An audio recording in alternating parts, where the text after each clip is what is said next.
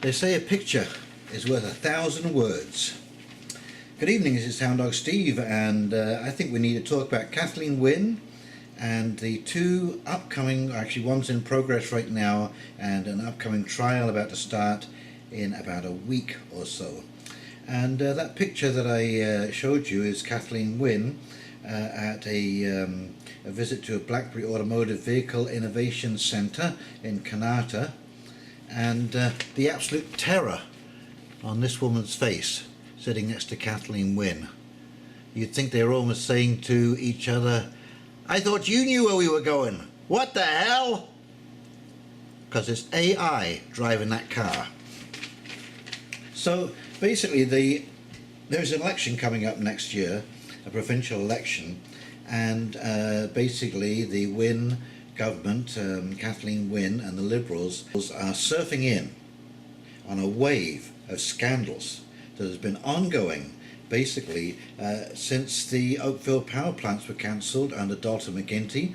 That was $1 billion down the drain, and Kathleen Wynne's response to that was, well, that's just water under the bridge, I'm afraid.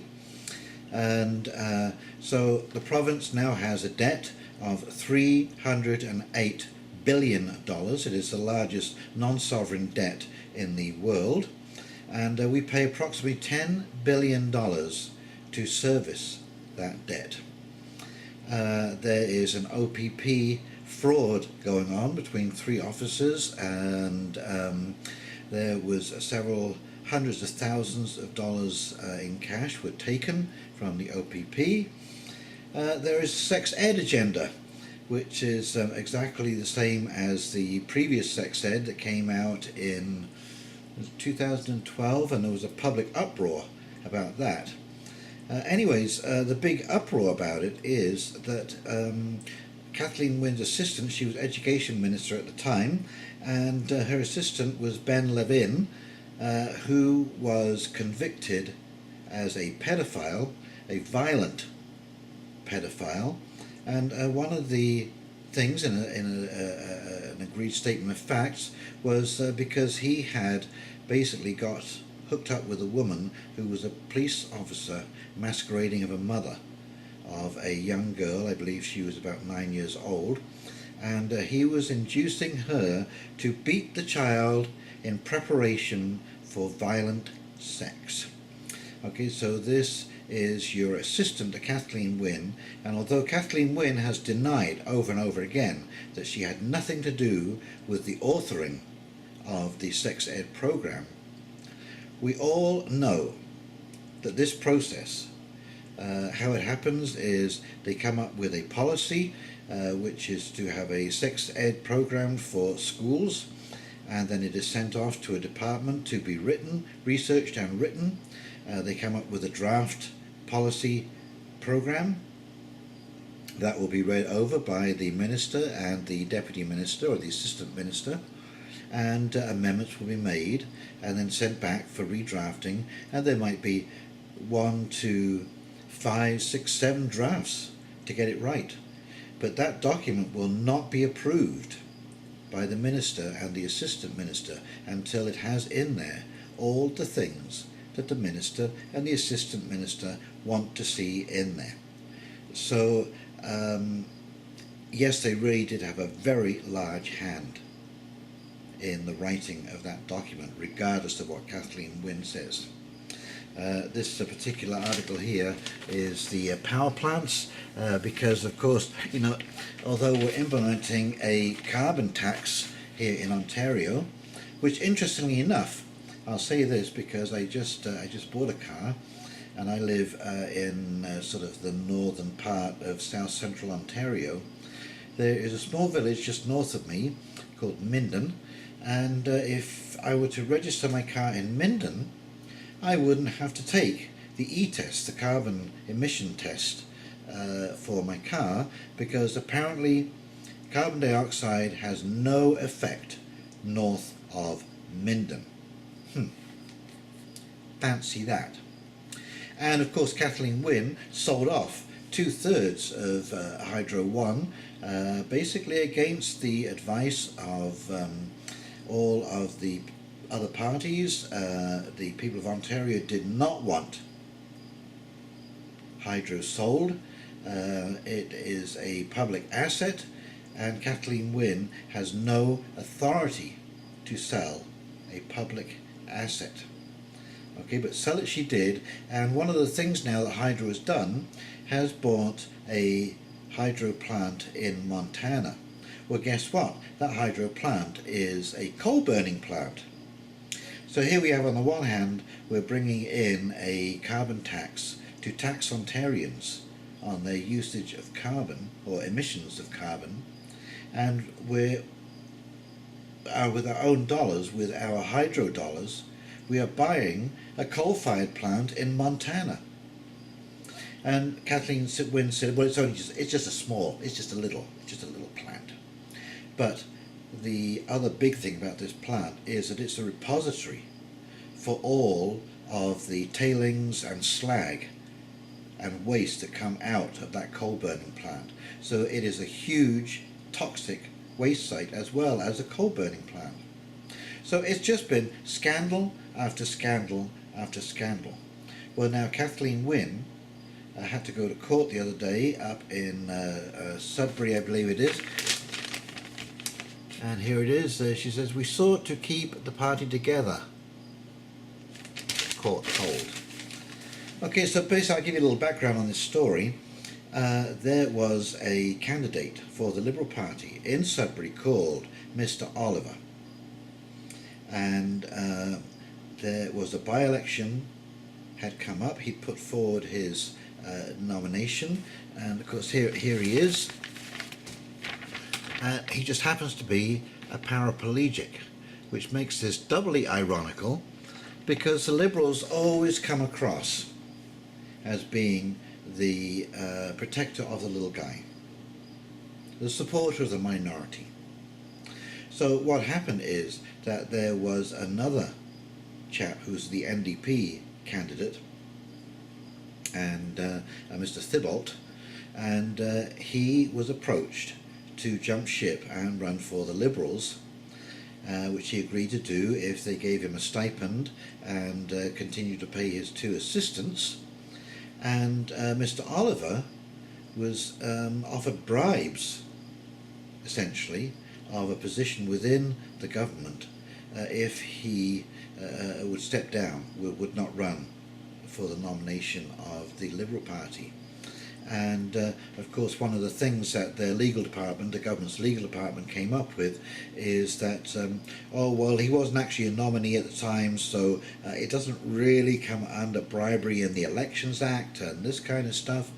But I just think it is so ironical that it's a paraplegic who was asked to step down. And where is it?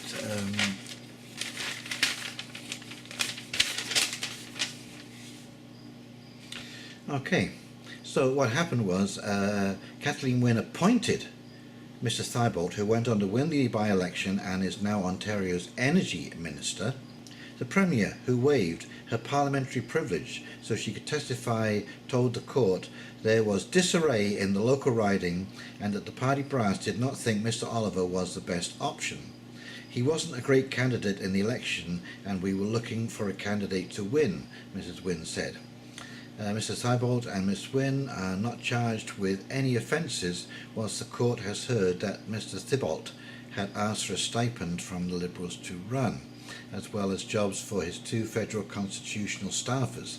He's denied any wrongdoing. So, luckily, Mr. Oliver recorded all this stuff because being a paraplegic, he can't write, so he needs a tape recorder to keep all his notes on, and so he kept a permanent record of these offers not to run because he wasn't a great candidate. Maybe it's because he was in a wheelchair. Is that what you're saying, Kathleen Wynne, in a kind of backhanded way? Because that's what it sounds like to me.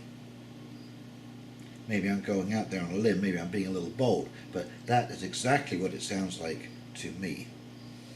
And so, here we have Mr. Berra, Mr. Lockheed, These are the people who offered the opportunities to Mr. Oliver,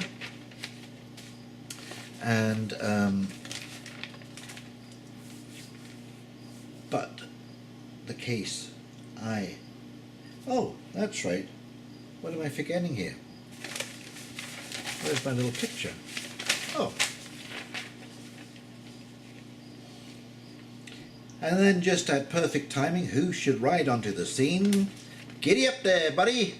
Here he is, Mr. Patrick Brown. Now, he's the leader of the Conservative Party, and he's a lawyer, and he was asked what he thought of this whole fiasco going on in Sudbury. So he blurted out that Kathleen Wynne was on trial.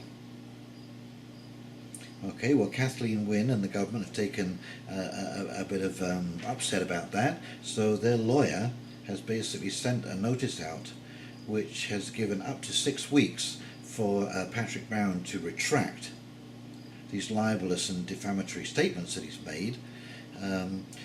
Brown is saying that it was a slip of the tongue, and I think it could easily be seen as that, because, you know, in many cases, really, Wynne is on trial with the public.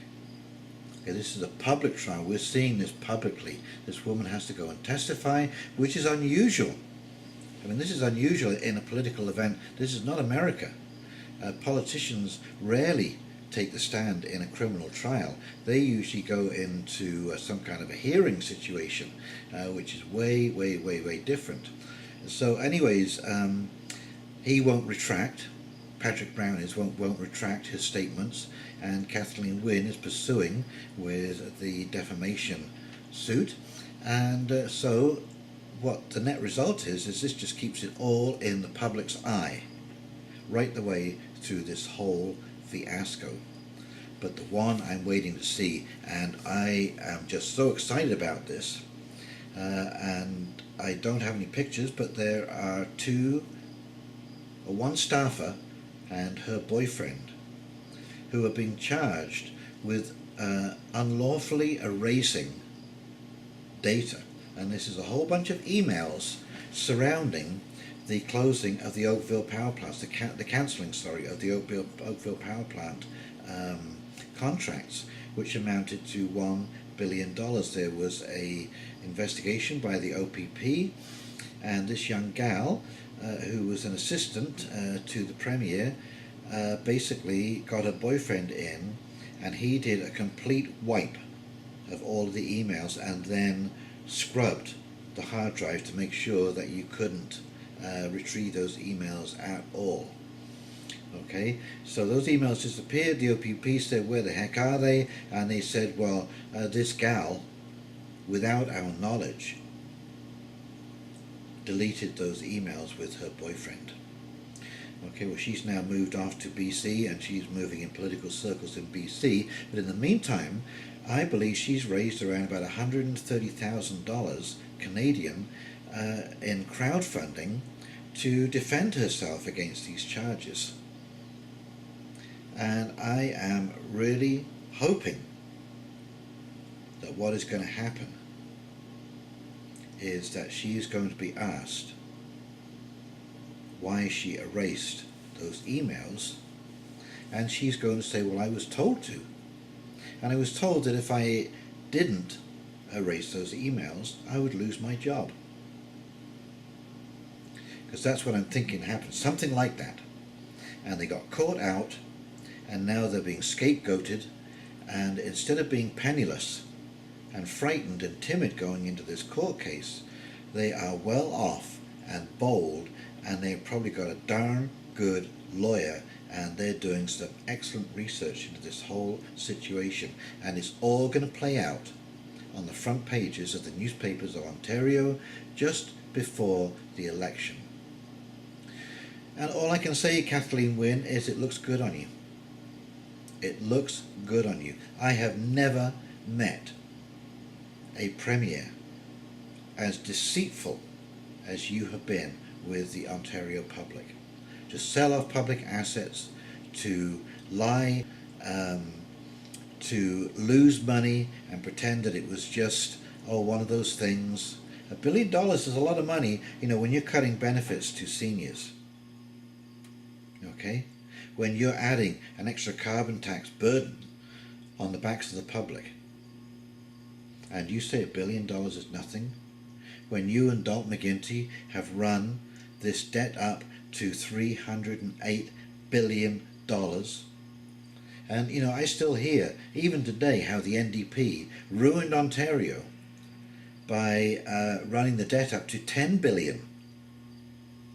Oh my God, it was the worst thing in the world, $10 billion. We're now $308 billion in debt.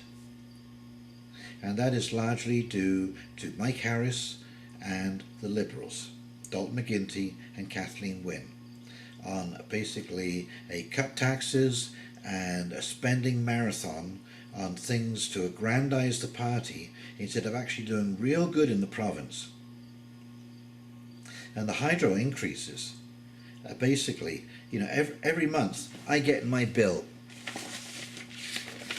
this little piece of paper, okay, and this is comparing my hydro usage to my neighbours.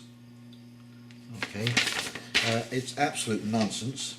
It says here, who are your neighbours? All neighbours approximately 100 occupied nearby homes that are similar size to yours, average 1,200 square feet, and have electric heat.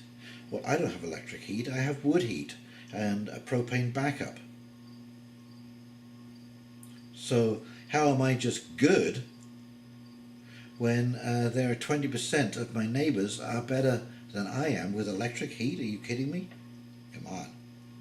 One of my neighbours doesn't even have the hydro hooked up, for goodness sake. One of my neighbours has 10 apartments in it. Anyway, needless to say, every time I get this piece of paper, every time I get a hydro bill, I am being reminded of who sold my asset without a referendum, without even considering the public,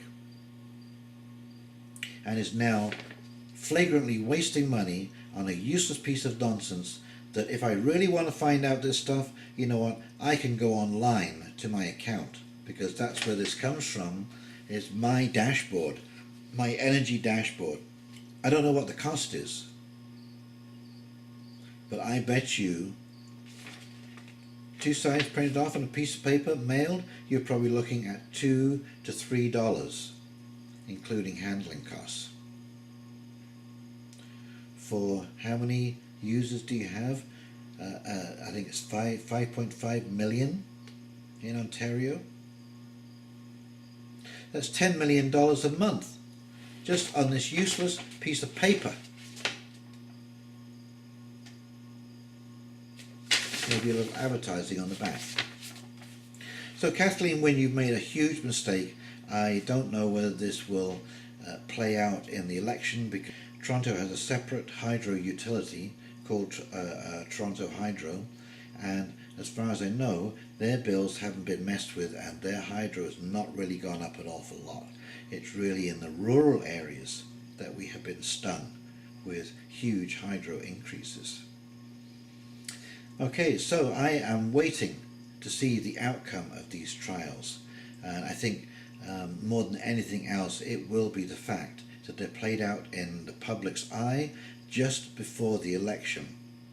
And of course the irony of Mr. Oliver being a paraplegic as well, it really doesn't look very good.